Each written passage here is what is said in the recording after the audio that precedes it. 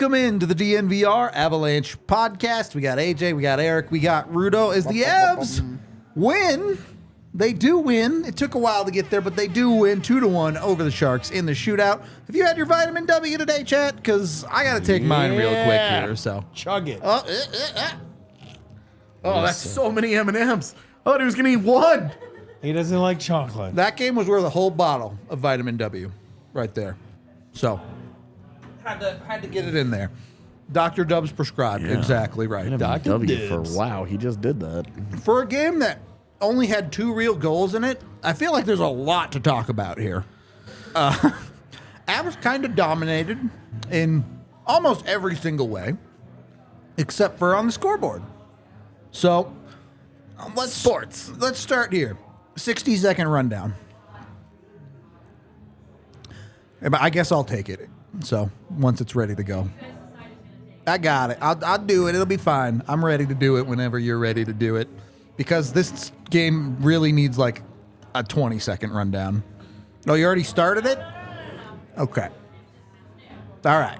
All right. So the Avs come out hot. They're dominating possession.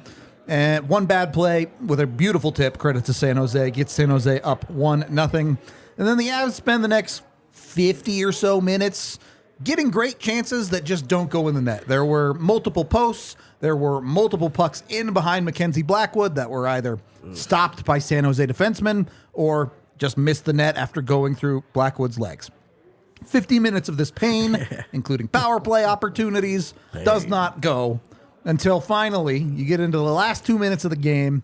You pull your goalie, Cale Makar, comes through with a beautiful wrister that ends up in the twine to get it 1-1. Overtime is a thing that happens. We'll talk about the details of it later, but no one scores. You get to the shootout. Mikko is just better. Just picks a corner, and that's the only goal of the shootout as Georgiev stops 3 of 3 there, and the Avs win 2-1. On one hand, wow, Mikko Yeah, makes it look so easy. when he wants to. On the other hand, annoyed. I wanted to know who the third shooter is now. Right? We still don't know the third guy. I want to know who that third guy would have been. It's not Erod anymore. Yeah, it was Erod last year. It was Kadri, and then it was Erod. Now it's like, all right, so I guess it went Landeskog, Kadri, and then Erod, and now it's question mark. I'm assuming it's Val. Who are you? Val? Yeah. Ryjo. Tatar would be Makar. like my bet. Yeah, I don't think they'd put Makar 3, but maybe. You never know. Until they find one. One that's like, I'm sure they have a system. They have something from practice or whatever where someone has a move. Yeah. That's how Erod ended up in the spot. For sure. But we'll get to more of that in a little bit. Let's go back to the start of the game here. And I want to start with this. I loved this hockey game. The Avs played awesome for a large part of this hockey game. I don't think it was perfect. Obviously, there was a lot of sloppiness. But knowing the outcome of it, this was dope. I was here for it. Had they lost, I might feel a little bit differently. But they didn't. So, here's where I think I am not sure how to feel about this. Because the first period, I felt like really was pretty good for Colorado. I don't think as much of that sloppiness crept in until the second and third periods. Are you guys happy with the Avs start, or do you think it was dirty from the beginning? It was pretty sloppy for the most Even part, to start? all game long. Okay, yeah, fair but enough. As we talked about on the watch along, there was a lot of bad ice that contributed to some of that sloppiness. It was not purely a team thing, because we saw that sloppiness affect both teams, where a lot of pucks that bounced over sticks and a lot of Got San Jose multiple times in overtime. a lot of pucks that would have hit a stick and then make a funny hop. And guys in the NHL, pucks don't do that to very many of them on a consistent basis. Yep. And it happened all game to both teams. So I would say that sloppiness, it was really just a sloppy to start, sloppy all around, but with some context to it for yeah, sure. that it was not entirely player driven, but also like it's really hard to feel like to feel too badly about how the Avs began the game. Yep. San Jose got that first goal and it ended up being their only goal, and it's just a nice tip, but they didn't create Very much at all, to be honest. A ton tonight. There were some good chances. Georgiev makes the saves he has to. Yeah, well, We're talking as a save on a breakaway. Yeah, there were some big ones for yeah, sure. there were a couple of big ones, and then perfect in a shootout. So your goalie's pretty good, man. It's not always that easy, too, when you don't get busy for a while, and then all of a sudden you have to make a big save there. So I thought he passed the time. I mean, we were talking about maybe Eustace playing that game, and, whatever. I mean, I don't know what the outcome would have been, but somewhere when you win, then it's the right call, right? So exactly move right. on to the next one. That if that letter at the end is a W, I really don't have a ton of complaints for tonight as a whole. There were only 2 goals scored, so we're going to kind of jump a little bit out of order and all over the place here. Number 1, that first goal for San Jose, AJ, you kind of already touched on it, but Eric, any problems at all there, or just nothing the Avs can do on that one? I mean, it's a perfect tip, right? When you think about it, everybody's in the right position.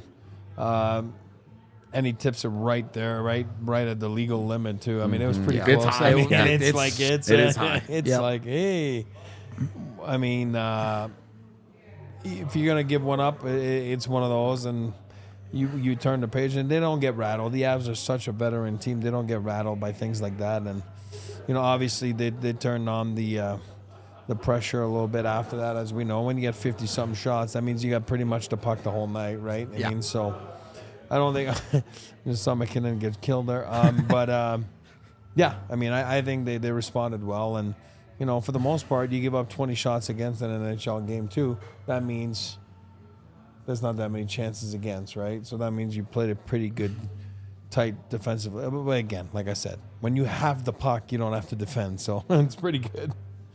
So I'm sure coming out of this game, there are probably some execution things they want to work on as far as that sloppiness we mentioned. But if you're Jared Bednar, you have to be happy with the Avs offense in this game, despite only 1 goal going in the net, right? I mean, I think you can easily win this game 6-1. I mean, yeah, as you should, right? I mean, if people are talking about, again, no disrespect to San Jose, but I think if you would have said before the game, like, yeah, the Avs are going to win 5-1, 6-1, everybody would be like, yeah, they wouldn't think you're crazy. You know what I mean? So I just think that it ended up being the better team that won, even though I hate shootouts because I hate games decided by shootouts. My man. But you know what I mean? Like, I hate shootouts too. I'm here for it. I just I'm think here it's for wrong, it. But I don't need to talk to that hand over there. yeah, I don't like it. But I mean, if they dominate in every capacity, maybe it looks like the San Jose won on the faceoffs basically, but the Avalanche were outstanding for the most part, right? In creating chances, particularly for a game where the final score is 2-1. That was incredibly dominant from Colorado when it comes to their control of the game. Look, I don't want to take away credit from Mackenzie Blackwood because he played a great game. There's no 2 ways around that. But when you're talking about a game where half a dozen pucks beat him, you're millimeters away from a game that is a blowout. It's as simple as that. It's not like, it could have been 6-1. It was like, it was about that far from being 6-1 on a night like tonight. So, and he made some big saves too. He right? did. Like he made some unbelievably good saves. That one he spread across there. So, you're right. You're bang on. I mean, sometimes you need some luck to be good. That's any goaltender will tell you. Any goaltender around the league will tell you that. But he definitely was lucky tonight, but he was also outstanding. So you put that combination. That's why everybody was sweating it out till the last couple minutes of the game there to tie that one up and send it to an OT where the Avs had to kill that PK too, which always remember that. That was, Manson was good on that PK there. And, he took a face off, he forechecked, he did everything, on that PK. I mean, did he really take a face off? I think he just let the puck drop. Stood there. Well, he tried to push it. He slapped at it, and then his forecheck was. Yeah, it didn't go well. He pulled up before the blue line, so But hey, I did actually like that shift from him. That was fun. It was a good shift. It was a good. Besides being forced to take a face off, but you kind of brought us into this room. I did want to talk about this. Props again to the Colorado Avalanche penalty kill. Mm-hmm. They hold it down tonight. Give the Avs a chance to win this game. If they give up a goal on the penalty kill, this game probably gets out of reach for Colorado pretty quickly. Yeah. So another stellar night there. Some of that is Georgiev making great saves, but it's such a better start than it was last season on that penalty kill through 2 games. It's the total opposite. Yep. And it's fun because you're on that road trip and don't think that they don't have little PK meetings, and they do. And Yeah, of course. when you're on a roll like this, it's fun, and you're like, all right, let's rock and roll. Let's keep doing this. So I imagine they give LOC a hard time tomorrow in video for not scoring on that 2-on-1. Oh, yeah. PK. Probably. Catches the inside of that crossbar. Yeah. So Does everything but go in the net. great shot. So that side of it, very good. Power play. Their first power play of the night, electric. Awesome. They're pumping pucks onto net. The rest of the power plays on the night, are we looking at something to work on there, or are we chalking that up as another thing of weird game, bad ice, whatever? A little bit of both. I mean, I really, like you just touched on, I really love that first power play. We were talking about it, right? We were like, oh my God, you keep doing this is going to be great. But there's the difference where you're chasing the game to the last minute because your power play didn't convert, right? If your power play converts, it's a different game, and you're not sweating it out till the end. I liked what they did in the first one. The other, what did it end up at? 0 for 4? Or yeah. 4?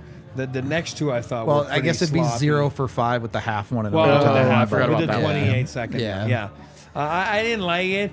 A couple guys made a couple. I think Ryjo, made a couple suspect plays. Agree. Left a little on the ice tonight. Yeah, Right, Joe did. on the power play, right? Yeah. He took some big face-offs, all that stuff. But on the power play, I thought there was a couple sloppy plays which led to chasing the power play a little bit, where you're not just kind of.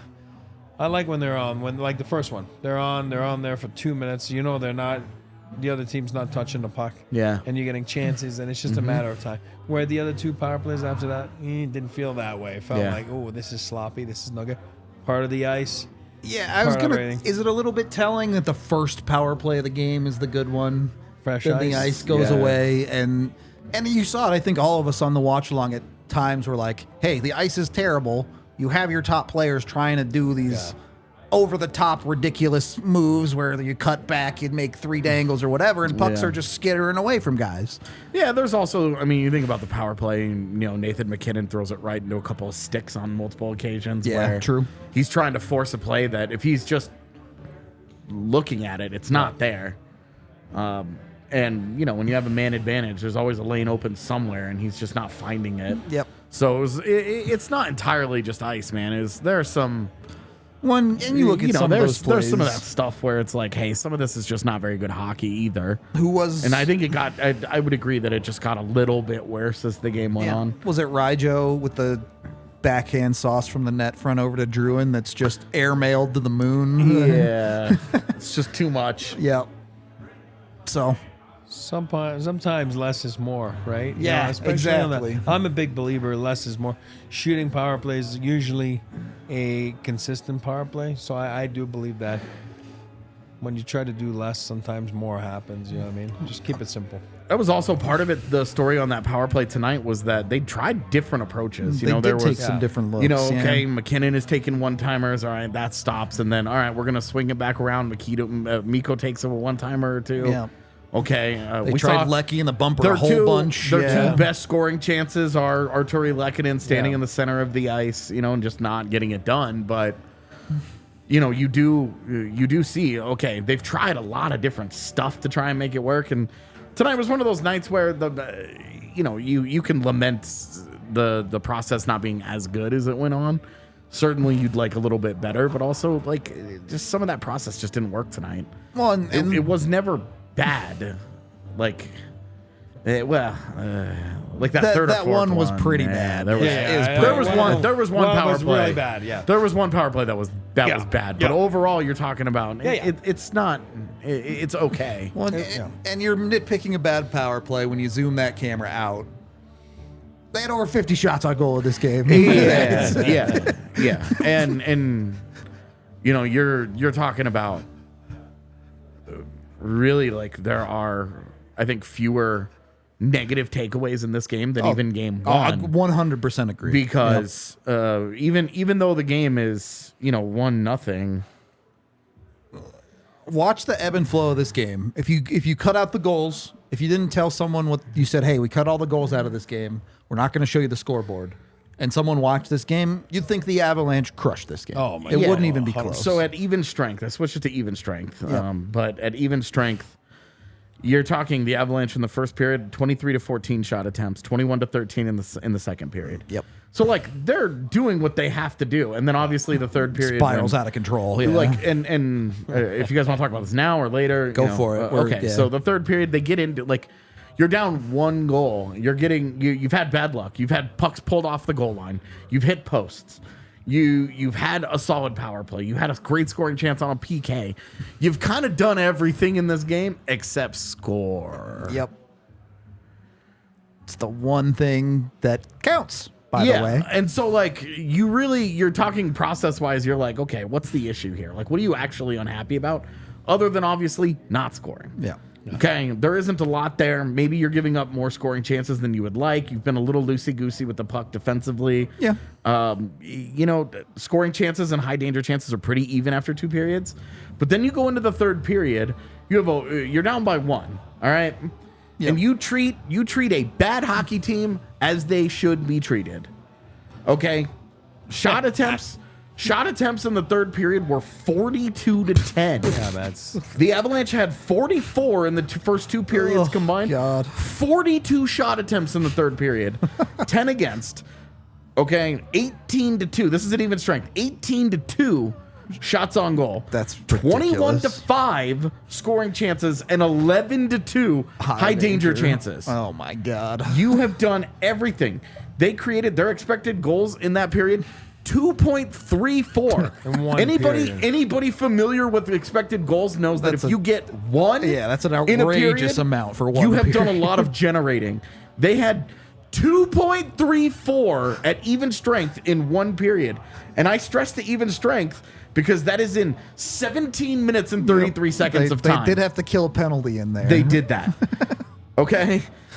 So I'm telling you that these are the types of numbers that they will probably not replicate again this season. Yeah. In terms of one period worth of dominance. Yeah. Take the whole. How many games a year does a team get 50 shots on goal? 49 minutes and 11 seconds. This counts overtime, obviously. That's why I switched it to even strength. 49 minutes and 11 seconds of this hockey game is played at even strength. And shot attempts were 90 to 39. Yeah, that's 90 shot attempts. You're drifting into tripling them up territory at that You had point. 40 scoring chances to their 23 and 20 to 8 in high danger chances. So if your frustration is their finishing needs to be better, okay. Like, I guess fair play. I've got no rebuttal. But what? I would say even if you think their finishing needs to be better. Again, they beat Mackenzie Blackwood 5 times tonight. Yeah. Like yeah. Yeah. Like the post, yeah. Two pucks Behind them and the are two pulled posts. off the goal line. yeah. Because the Jan Ruda one doesn't like get behind him, but he's not there. Yeah. Yeah. That Jan puck is Ruda going just- in the net. Yeah, Jan Ruda just puts his stick down. It's a great job. So that I mean that was you're talking like from a statistical standpoint.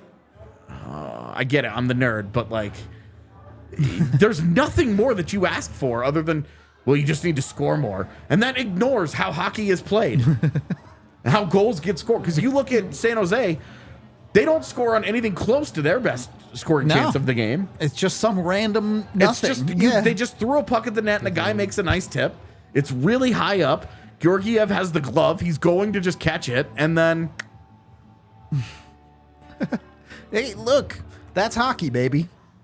And the Avs got hockeyed and they still won this game. right. And all of these things lead up to this is exactly what the conversation is when teams lose this game. Yeah. And we talked during the watch along. Good teams lose like 5 of these things every year.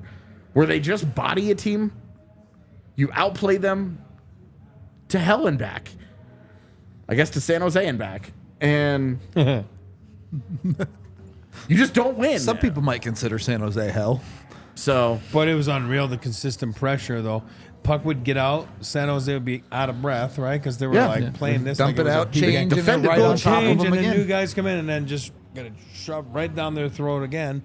going back at it. And every line, like O'Connor's line, everybody was going. Some of the Avs' best offensive zone shifts were that fourth line. And, the actual chance generation wasn't great, but there was one where they spend 90 seconds down in that zone, just working the cycle, working the other team. They get an icing, and it doesn't work out, but they gave the Avs top line a grade A opportunity. It doesn't work out because what happens? On the one play, the Avs make the play. Yep.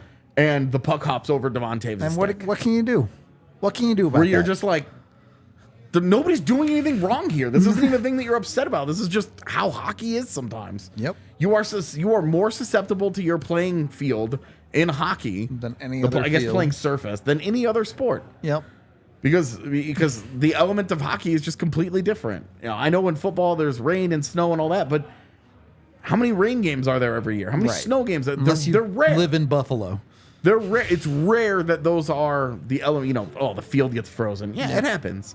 But when it comes to it's frozen, that's every game in hockey. On purpose. It's every game in hockey. And sometimes the surface isn't great. The puck just kind of does what it wants, man. And we saw a lot of that tonight. But yeah, you're talking great shift from the fourth line, and what's impressive about this is they put the work in. They don't get down on themselves. They just keep at it. Yep. And when we talk about last year's team would get down on themselves in a way that the Cup team did not. What was the difference on the Cup team that we talked about from the start of the season? They never quit. They just kept at it every game. Relentless positive attitude and a commitment to the process, to the details of the game. And I stressed those third period numbers because when they're down by one, that's when they push the hardest. Obviously. What did I say? 42-10 shot attempts at even strength in 17 and a half minutes. That's against a bad team. Yep. Against a good team, those numbers won't look like that. But you can only play the team you're against. But also, that's how you have to live. That's how you be. I do want to dive more into this topic, but we are brought to you by FOCO. You can get your bobbleheads and licensed sports apparel from FOCO.com. Go over there and use the DNVR code. You can also get 10% off your order. After tonight, I got to imagine Mackenzie Blackwood feels like a bobblehead with the number of pucks getting ripped at him. He's gonna have some bruises. Put it that way to you. I should have done my bobblehead voodoo. The Avs might have actually won this game 6-1. I didn't do my bobblehead voodoo today. So I told you know what happened? All the people that needed to pee started peeing and the Avs won. Man, it took a while for all that pee to conglomerate, but got it together there. To congeal. Once it all came down into the sewers, That's how you that's how you get turtles. Yeah, exactly. That's exactly.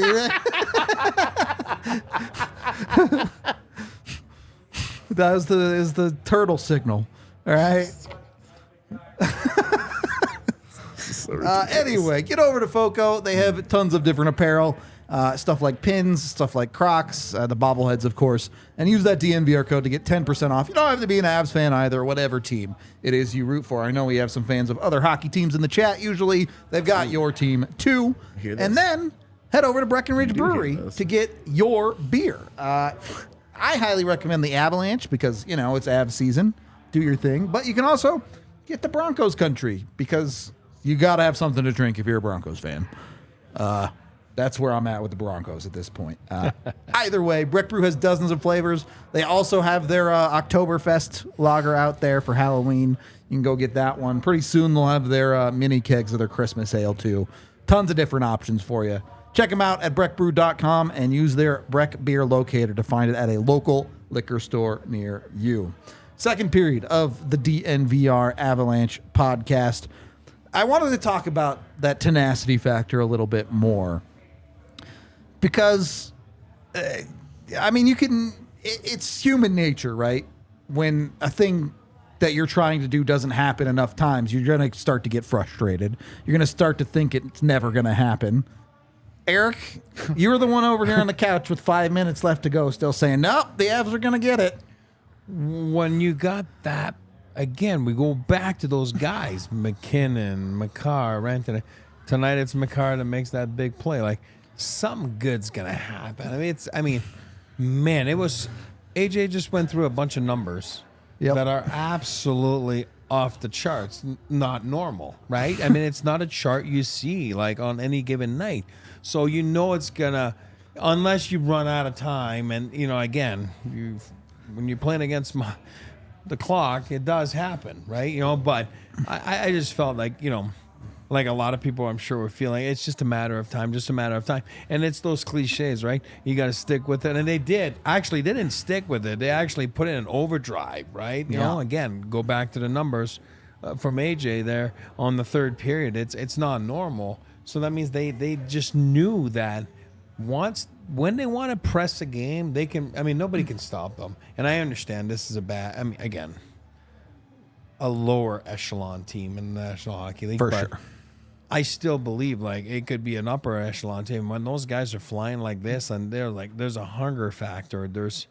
We're not going to be denied tonight, and I thought it was awesome. It was fun to watch, and I think we're all exhausted right here, and it's only game 2 of the season. Is one of those nights, right? That you're just like, oh my god, it's wearing on you. This can't be a nightly occurrence. It's like, oh god, you can't do this to me on the regular. So it was fun to watch.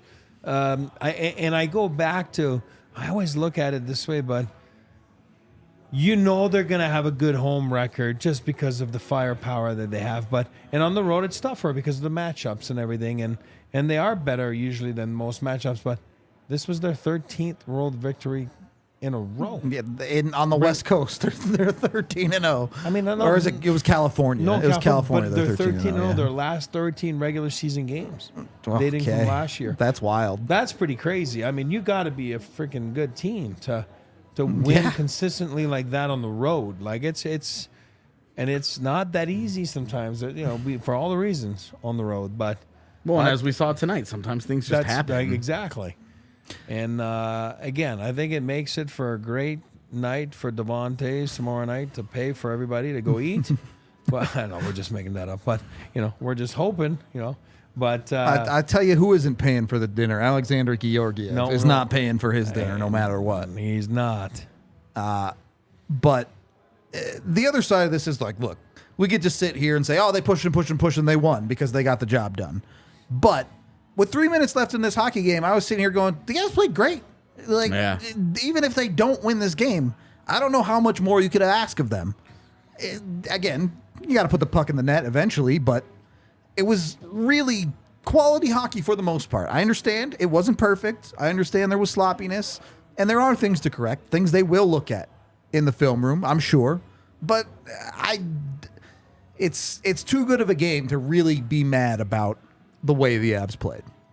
I agree. And there's 60 minutes in the night, and I always say, well, you're not going to dominate for 60, but I mean, that's pretty close to it there. I mean, besides the few power plays that San Jose had where they were, control the puck a little bit in the Avs zone, you didn't see the Avs get pinned down too much in their own end, right? So it was, like you said, it's a game of mistakes. Obviously San Jose made a lot more than the Avs, and then.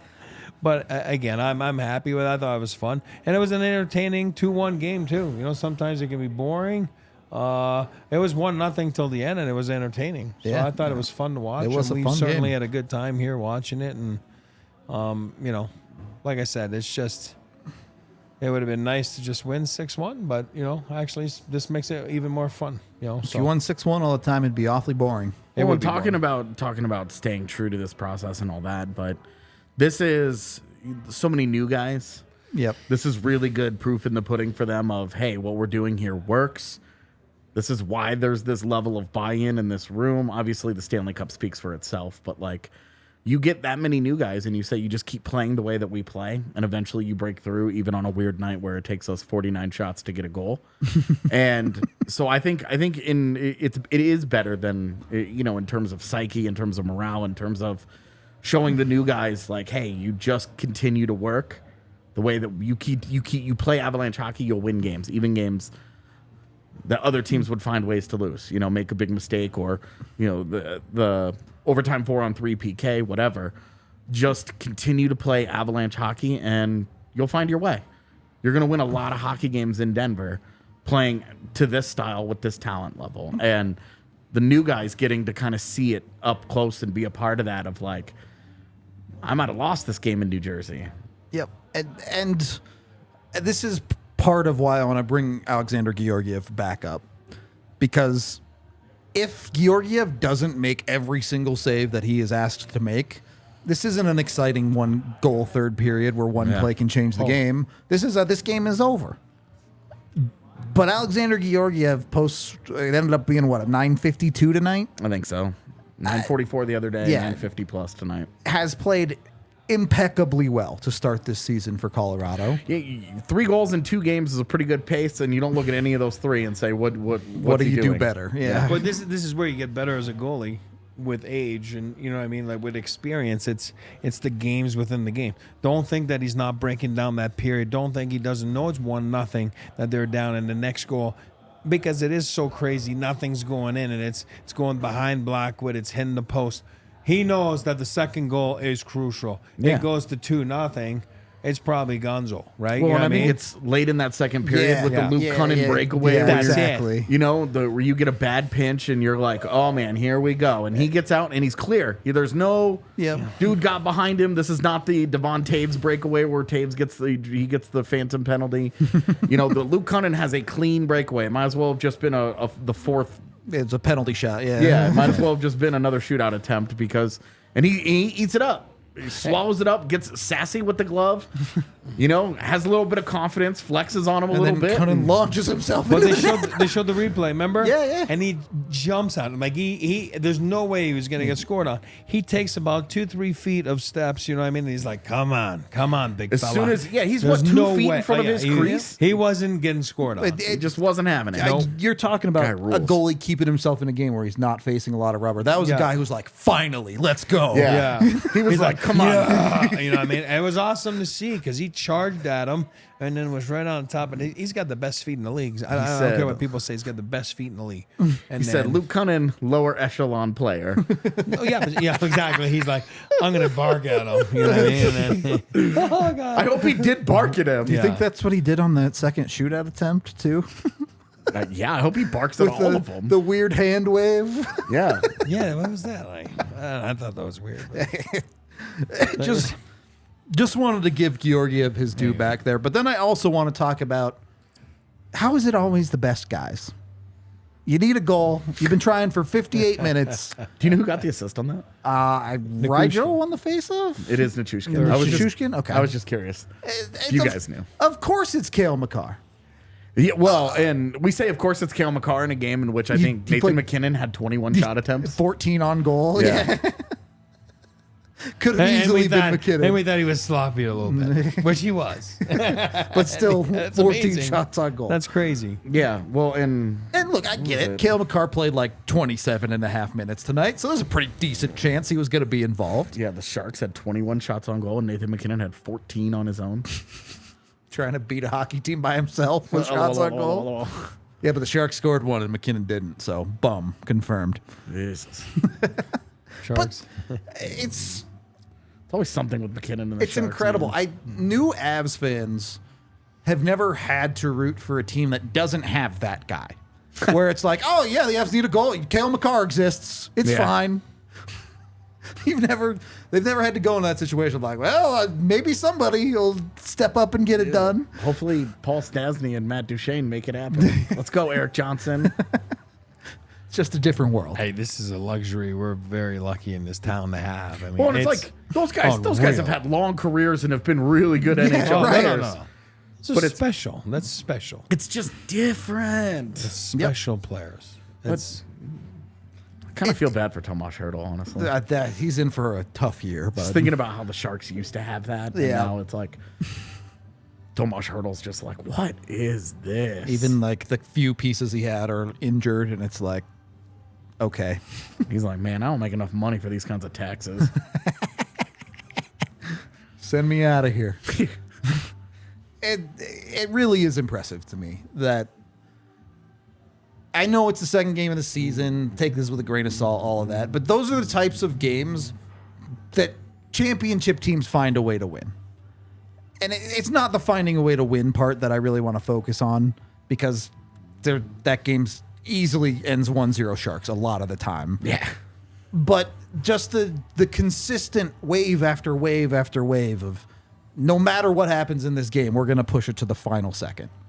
There was never a moment of like, hey, we're packing it in here. Yeah, well, and if anything, it just went the other way, man. They just kept gear, like it just ratchet up, right? Ratchet The up opposite, even, yeah. Yeah, to go from a 2-1 shot advantage in each of the first two periods to then turning it into 4-1, like you have to have a special level in you. Yep.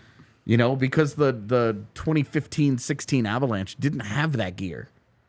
You know, teams like that, those middle of the road teams, even. Yep. You know, you're talking the Winnipegs and Calgarys of the world. You know, they don't have that gear, and so to see the Avalanche hit that, it's like, okay, do you want more scoring here? Because, yeah, your top line did not score a goal tonight, and it required Cale Makar to do something dope. Yep. But you're also not looking at any of them. You know, your second line, I think, gives up 1 or 2 shot attempts at most in this game at 5v5. Ryjo was like 22-1 at one point or something. Like those guys, when you talk about the process, your third line tears it up. Your second line tears it up. Your first line is pretty good. And then you realize Nathan McKinnon has 14 shots on goal. And you're like, what is going on? Arguably, your single best shift of the entire game comes from your fourth line. Yep. You look at all of the groups in that, and you're the only group that you are a little bummed about tonight is your power play. Yep. Which had its moments. It wasn't even like a total Started loss. really well. Right. Like it had its moments. So it is to me, you know, hey, you win the game. And that's the point of the regular season, is to accrue points in the standings. Yep. They got 2 out of 2. You know, I'm not going to start lamenting regulation wins in the first week of the regular season. They're 2-0. There's too much hockey. There's 80 more of these things to go. Like just get the points. You can start worrying about tiebreakers We're later. still in the 80s. You get enough OT wins, the regulation wins don't matter. Yeah. The Avs learned that last year. Yep. Just finish with more points in the standings than the other teams. You don't have to worry about tiebreakers. Exactly. Sometimes it's that easy. On that note, we are brought to you by Circa Resorts and Casino. If you followed us for the rookie tournament, you probably saw us out there. So nice. It's a fantastic place. It's Vegas's first ever adults only casino and resort. They do check the IDs, so they don't let any of the kids in, so you can have your adult space. Caught me off guard every time we went in. Yeah, I was always like, this is weird. Yeah. But it makes sense. Place where you don't have to deal with the children. Yeah. Which, like, no offense, but oh my God, for somebody like me, that's a godsend. I enjoy kids. I'll probably have kids one day. Stadium swim would be a nightmare with children. It's not. How many kids are peeing in that pool? Right, exactly. Instead, they keep the kids out, and Stadium Swim is amazing. You can go over there. You can watch. It's like a 75-foot tall screen. It's actually outrageous. Yeah. How big it is. It's super awesome place to hang out. You saw us do shows. It was seriously one of the coolest places in Vegas that I've been. You got to get out there. You got to check it out. They have amazing food. You get over to Victory Burger and Project Barbecue. They even will get it. They'll deliver it to you if you're at their sports book. They'll like send it over. It's super awesome. They have a giant casino, and their resort has over 500 rooms with a variety of layouts, whatever you might need. So if you're heading out to Vegas for whatever it is, Avs Golden Knights not too far away. Maybe a good chance to get out there. You can book a stay over with Circa Sports and use code DNVR20 to get 20% off your stay. So it's a good deal too. Why not jump on it with Circa Sports today? You can, of course, also download their app. Go to circasports.com. Circa Sports bets can only be made while physically located in the state of Colorado. Must be 21 or older. All rights reserved. Circa Sports Colorado encourages you to gamble responsibly. Gambling problem? Call or text 1-800-GAMBLER or visit problemgamblingcolorado.org. And then, once you're booked into Circa and you're out there for the Avs Knights game, go over to Game Time to find yourself some tickets. It's the best way to get the best tickets for a great price. When you get over there, wait till the last day, wait for the last couple of hours, you can find some great deals, but also at any time, you can find a good deal down at Game Time. Excuse me, go check them out. There's a link down in the description you can use. You can use that DNVR code when you get signed up with Game Time to get $20 off your first purchase of tickets. And it's not just sports. They have music events. They have festivals. They have like plays, the symphony, whatever you want to go to. Game Time has that covered for you. So get in with Game Time. Join over 15 million people who've gotten fantastic tickets through Game Time all the way around. Use that DNVR code to get those $20 off your first purchase. And just go enjoy a sporting event or whatever event it might be. Thanks to Game Time. For nights out tickets. That's pretty good.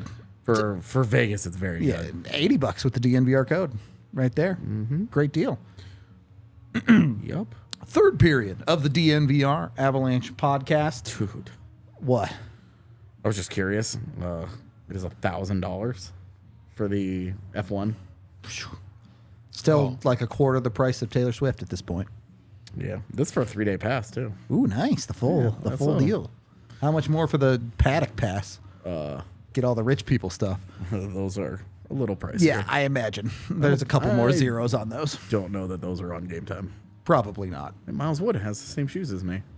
Oh, yeah? Yeah. Dope. Not these, obviously. I gathered. But on the golf course, I'd imagine he wouldn't wear those. I would not. But anyway, third period of the DNVR Avalanche podcast. You get into overtime, first of all, and I thought the refs were fine. I thought they called the game fairly evenly tonight. Tough penalty to call on McKinnon there in overtime, yeah?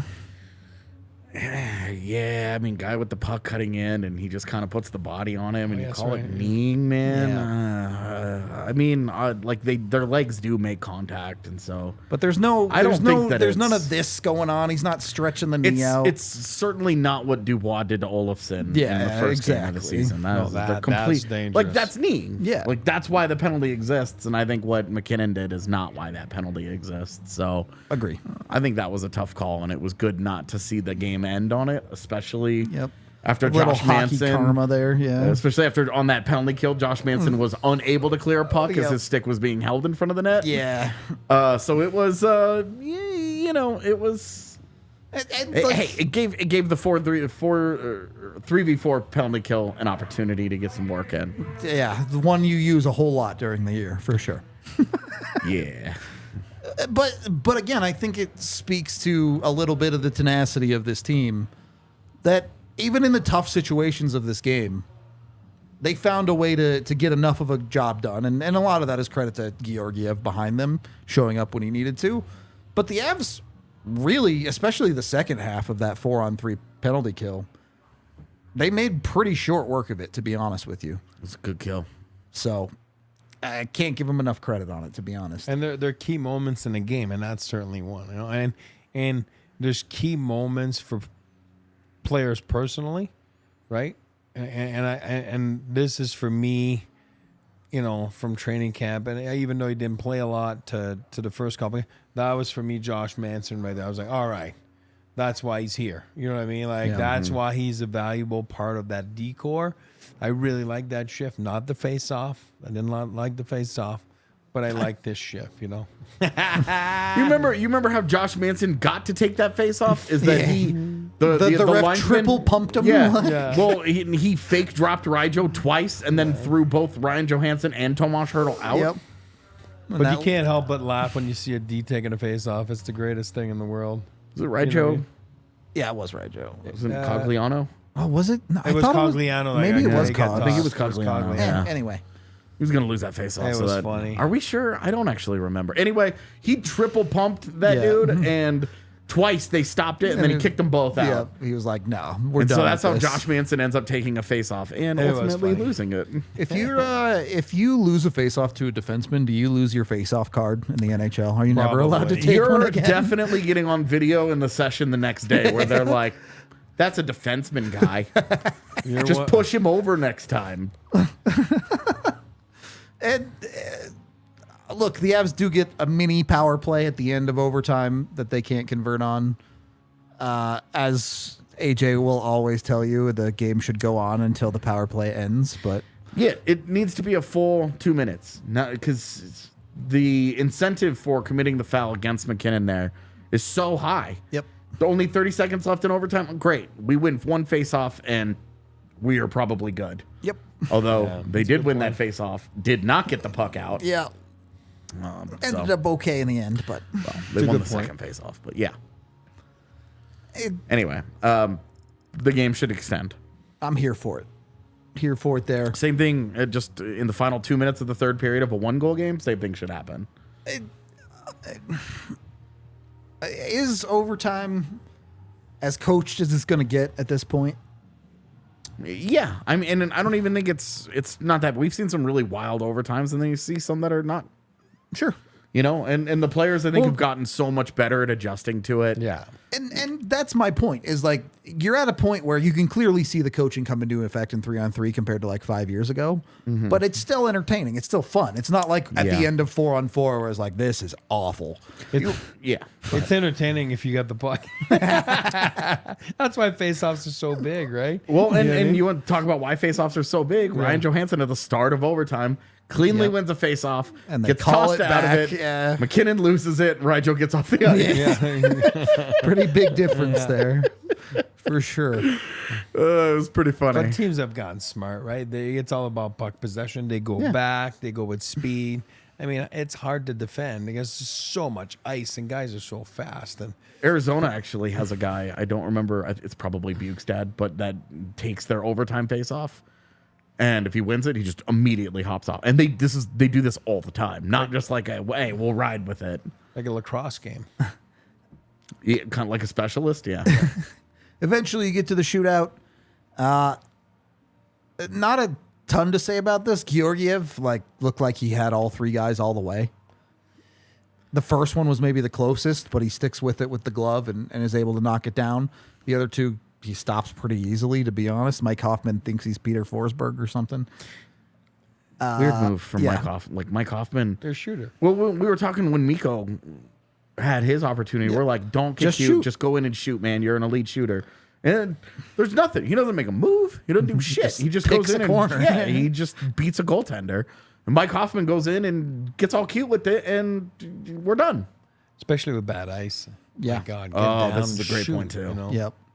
You never know what's going to happen with that puck. And like, credit to Mikko. I get it.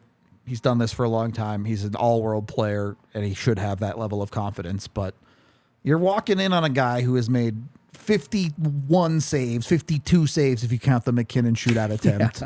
Yeah. And has given up one goal in that time. And you're like, yeah, I just beat him. It's fine. Not a big deal. I'm just better.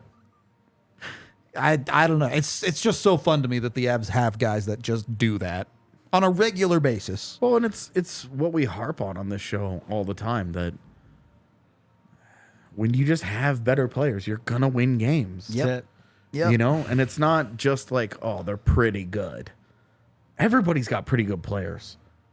It's the NHL. Yep. Everybody except San Jose has pretty good players. It's the NHL. Chicago has one pretty good player. Depends on the day. It's like 2 or 3. Well, Taylor Hall's hurt, but they got Seth Jones. Yeah, Seth Jones is pretty good. Fair enough. Lucas Reichel will be good someday. Anyway, but the Avalanche, the pretty good on their team is best of the best. Yep.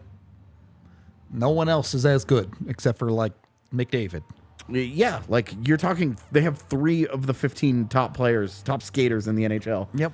And then, oh, by the way, that goaltender that they have might pushing the top 10 goalies. For my money, I would just, without having to argue too much about it, he's a top 10 goaltender. I'm here for it. You know, if you want to have him at 5 or 10, whatever, but he's a top 10 goaltender. So that's a lot of top 15 guys on your team. You have a top 10 defenseman also in Devon Toews. Yeah, right. That's what I was saying. Gets lost in this. And, you know, we haven't talked about him a ton, but huge credit to Val Nichushkin tonight as one of their non-top line forwards. That was a monster. Had multiple grade A opportunities. Gets that assist. Has a little, you know, we talked about his skating coming into it. How's it going to be? Goes wide on a guy, cuts hard into the net, gets a little mini breakaway, doing exactly what old Val used to do. Yep. Not the Val from last year who was hurt and did not look like he had that burst. Right. And he went in there and he beat him to the net. Oh, man. You see him on that second line. And for my money, Ryan Johansson left a little bit on the ice, but Arturi Lehkonen and Val Nichushkin played awesome. Yep. Miles Wood was a monster tonight. Yeah, his forecheck tonight. Yeah. Miles Wood and Ross Colton. Yeah.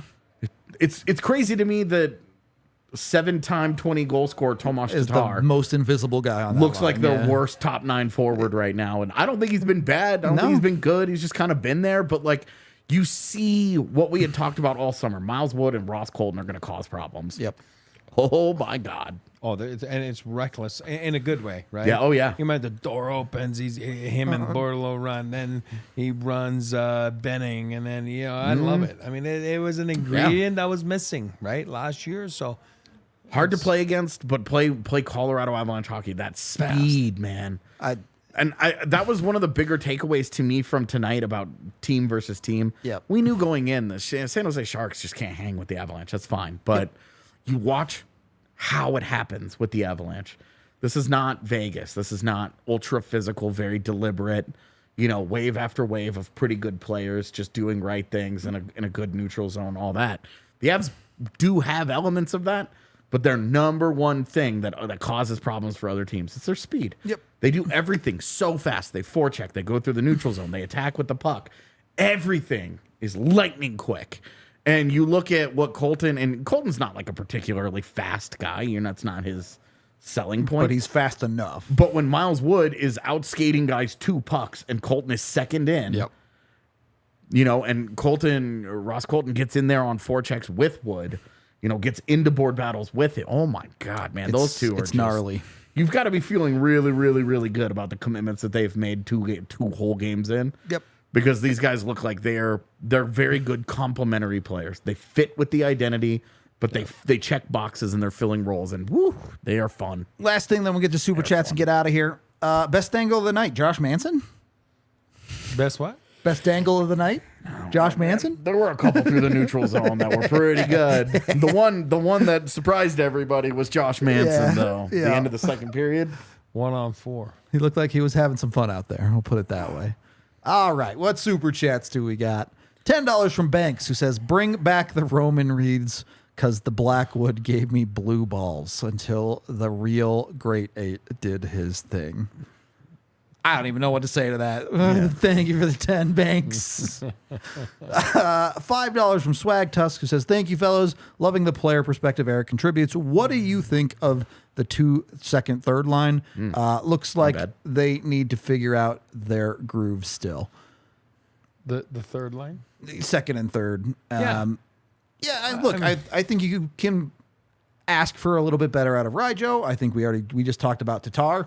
But I think on the top line, too, you probably want more out of Jonathan Drouin. So it's still too early. I would not expect any changes anytime soon. They're going to continue running this, assuming health, for the first month of the season anyway. From a numbers perspective, that second line of Lehkonen, Johansson, they were actually super dominant at 5-on-5. I know. 625 at 5-on-5 tonight. They had 9 shots on goal, 1 shot against, 15-1 in scoring chances, and 9-1 in high danger chances, 21-1 shot attempts. So that's a line that's still looking for its groove. Their groove is going to be the best line. Much like the rest of the Avs tonight, did everything but score. Yeah, and the Wood Colton Tatar line was not nearly as effective. It broke even, and it's just the numbers are way smaller. Sure, so it's basically breaking even across the board. But yeah, that second line. For the record, your fourth line, +7. There you go. Love that every single night. Yes, please. Thank you for the Super Chat, Swag Tusk. $5 from Melanie, who says, go Avalanche, way to be, enjoy the win, and on to the next. Take care. Thank you, as always, Melanie. And $5 from Walrus Man. Can we gush over Wood flying all over the ice, taking bodies, and Colton being super annoying to play against? It's only game 2, and they are buzzing. Yeah, we kind of just covered that one. My bad. But it's fun. My last note that I just because I have these pulled up, we were talking about evening out the distribution of ice time a little bit. And Yeah. So, and I know enough penalties tonight that, it's a little jank. It's always going to be like this, though. But at 5v5 tonight, your top line as listed, 954 together. Yep. Those 3 on the ice together. Your next 3 lines, your second line, 625. Your third line, 603, and your fourth line, 604. So great. Behind the top perfect guys, distribution, and they all win their matchups. So, well, and you look at the defensive side too. I don't know the 5-on-5 numbers, but Cale played just under 28 minutes with an overtime tonight. Yeah. So in a lot more realistic numbers for being able to do on a repetitive basis. I think even at the bottom, Jack Johnson ended up with like 14 minutes tonight. So plenty of play time, top to bottom. And keep in mind, this is a game they were trailing for the majority of, and they were still rolling those lines out there. Jack Johnson and Josh Manson tonight, 9:25 together, 6-1 shots on goal advantage, 9-2 scoring chance, 5-1 high danger chance, 21-6 shot attempt. So very nice. From a third pairing, guys, like pretty good from guys that you felt like were just okay tonight. Yeah, too. from a third pairing that we were talking about a lot after the first game of being like, this wasn't very good, and then they go out and they have that kind of a performance against a bad team. But against a bad team, that's what you should do, and you did it. Yeah. So I just I know there's a lot of numbers and stuff, but just emphasizing the level of dominance that happened in the puck possession tonight. Yep. We're 10 minutes into tomorrow, so we're going to get out of here for this one. We appreciate everyone hanging out with us. We are off Sunday and Monday. We will be back for the game Tuesday, but there will still be plenty of content over on the DNVR.com. Written videos. Keep your eyes out for all of that stuff as we recap this game and have more to talk about. So we appreciate y'all. Be sure to go check out the website, and we will talk to you guys Tuesday, I guess. We all silly like the mayor.